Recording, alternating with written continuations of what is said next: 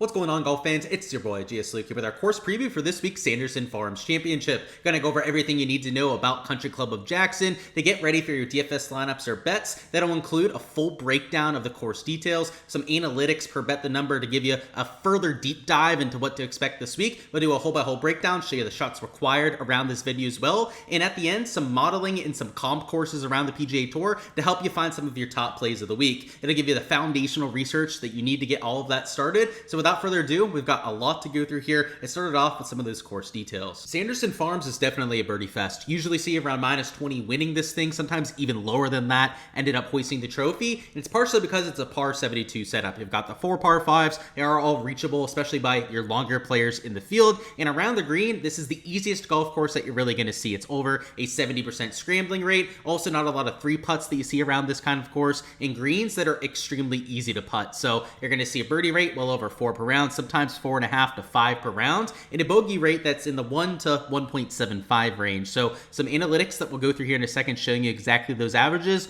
but certainly one of the easier tracks that we have in this part of the schedule. In terms of your turf grass and agronomy, you've got champion Bermuda grass on the greens, so the first true Bermuda grass surface that we've had for quite some time, but one that we have quite a large sample size of on the PGA Tour. So when we get to the modeling later, we're going to be looking at that in terms of our stats. We've also got ourselves averagely sized greens, not a whole bunch of bunkers out there. There's only 56 on property, and water is in play on 7 of the 18 holes, but it's not a prominent feature of the golf course. It's one where you'd really have to hit it offline to get into a lot of those aquatic penalty areas, which leads to some of the lower scoring. And while after this year, they are going to do some renovations to the golf course, this year it's almost the exact same venue. There's not really any changes that we have to mention ahead of time, which means that the sample size over the last few years is going to be absolute gold here for 2025. Which, speaking of, here are the bet the number analytics that I promised you before, so we can get a really good sense of what to expect around here. And that is hard to hit fairways, but everything else much easier than your PGA Tour average. So first off, your fairway average is a hair under 53%.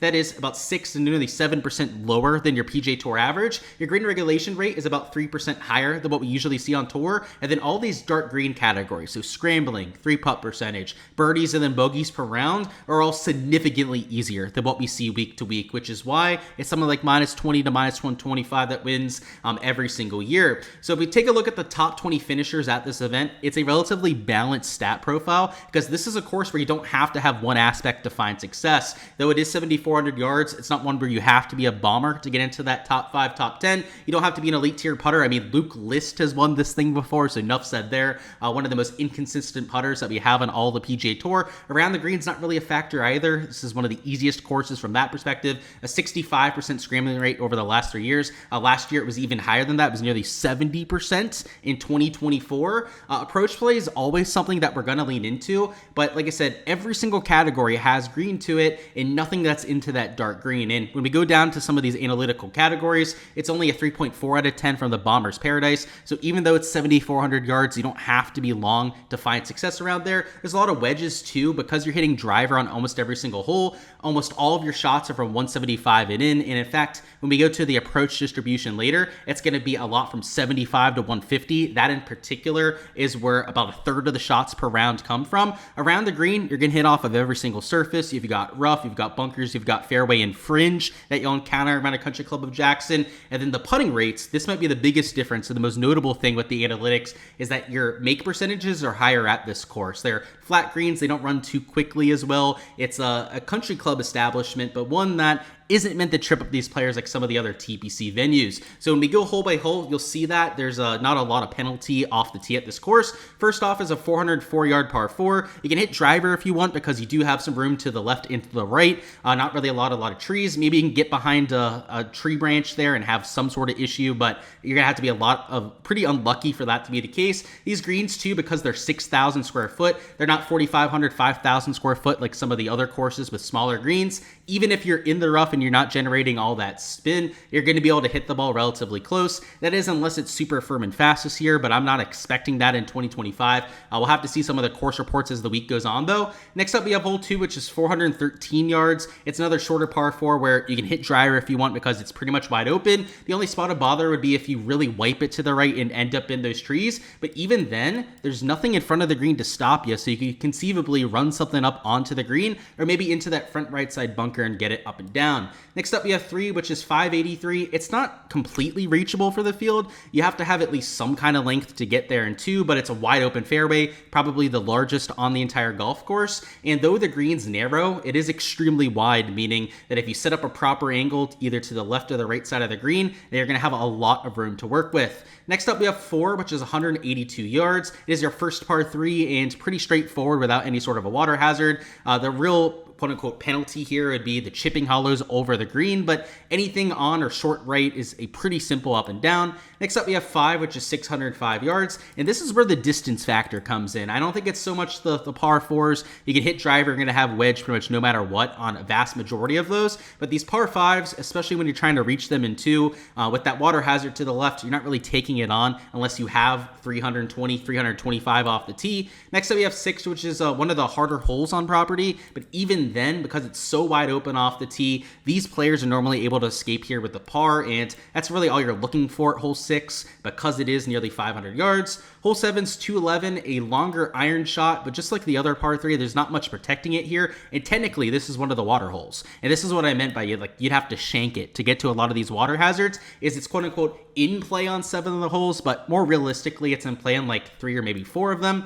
Next up, we have 8, which is 396, a little bit of a dogleg from right to left. Another quote-unquote water hole because of this ditch going through the fairway, but unless you pull it over there to the left off the tee, and considering guys are hitting less than driver here, that's not going to be something that happens all that often. Next up, we have 9, which is 413, another quote-unquote water hole, despite it being about 20 yards off the tee, so you can see why I'd say that it's pretty much wide open off the tee and there's no penalty there. Also a wedge shot in, so one that you're probably going to see a lot of birdies at. If you're starting on the backside on hole number 10, and I believe they use a different routing, so I don't think this is where players are going to be starting on the backside. I could be mistaken there though, and if so, it's 220 yard par 3. No water here. It's pretty simple up and down out of those bunkers, but a longer iron shot compared to the rest on this course. 11 is 547, so this is one of the shorter, easier holes that we have on the entire property.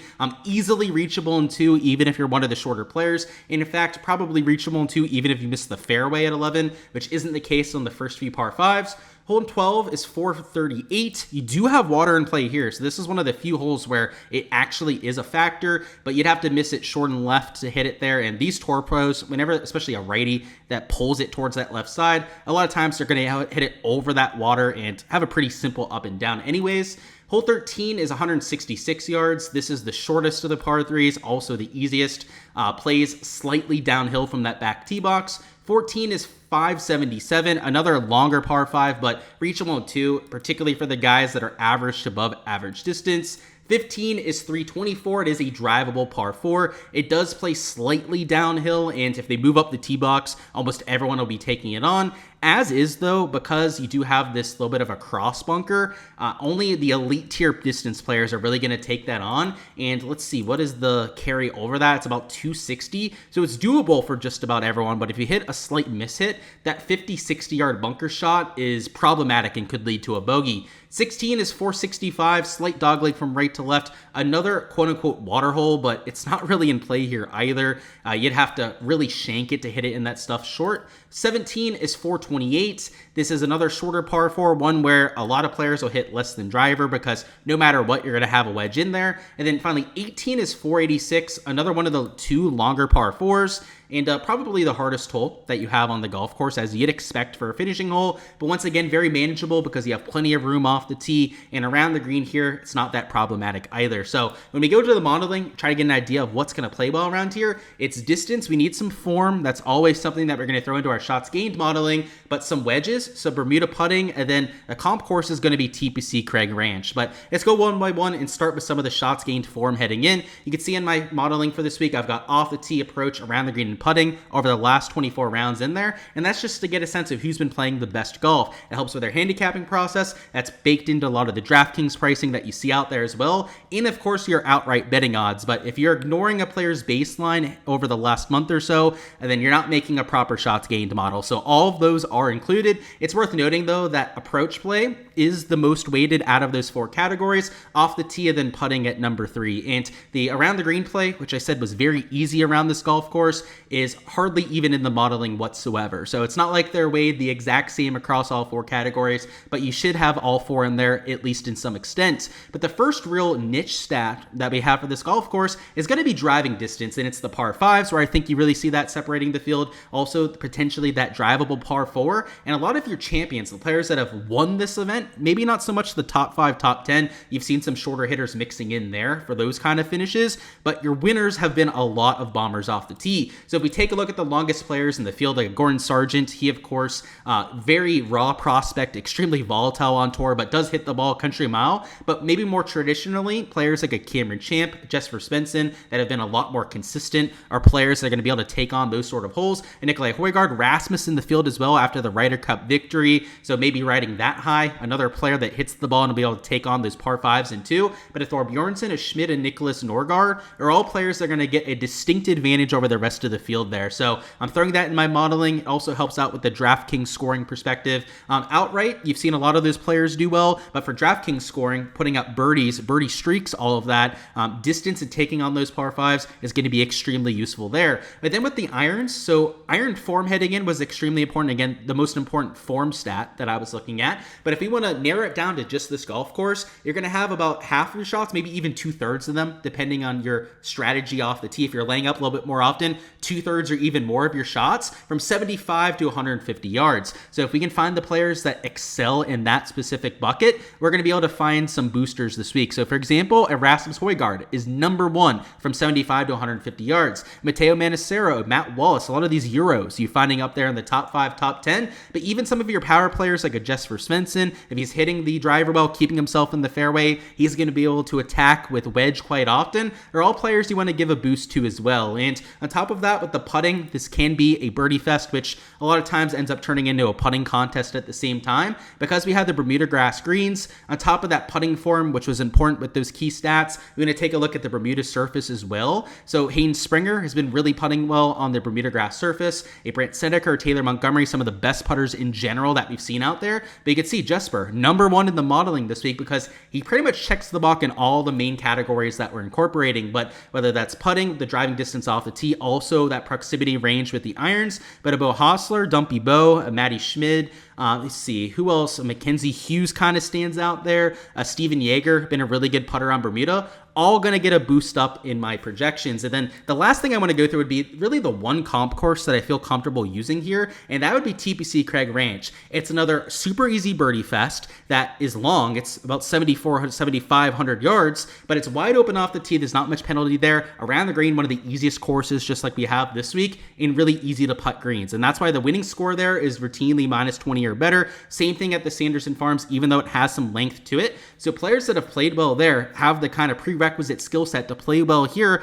I want to try and find some of those crossover players. So I've looked at the last 8 rounds for people in the field. If they haven't played 8 rounds, they're not going to show up here on the modeling. But players that have played at least 2 full events over there, and maybe it's more than 2 events if they missed a cut at one stage, the EVR is number 1 in that category.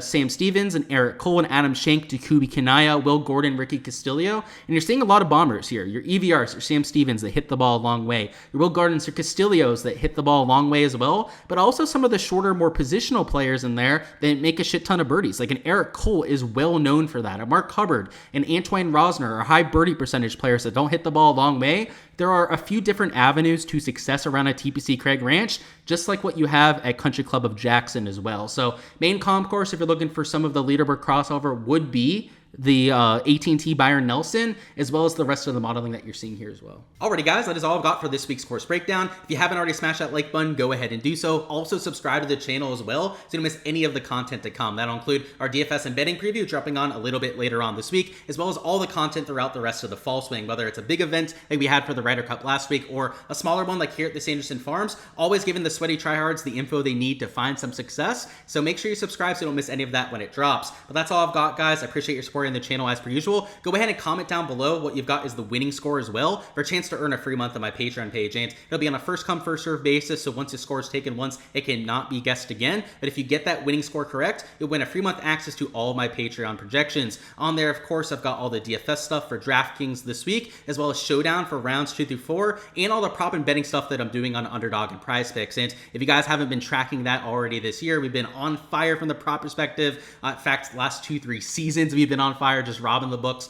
on the Underdog and Prize Picks side. But for DFS as well, for all the projections, every single player modeled out there for this week, go ahead and enter that giveaway. And if you want access now, you don't want to win the giveaway before you can get access to those projections, you can check out the Patreon via the link in the description as well. But that's all I've got, guys. I appreciate your support here in the channel as per usual. Best of luck with everything that you guys are entering. I'll see you guys for the DFS and betting preview a little bit later on.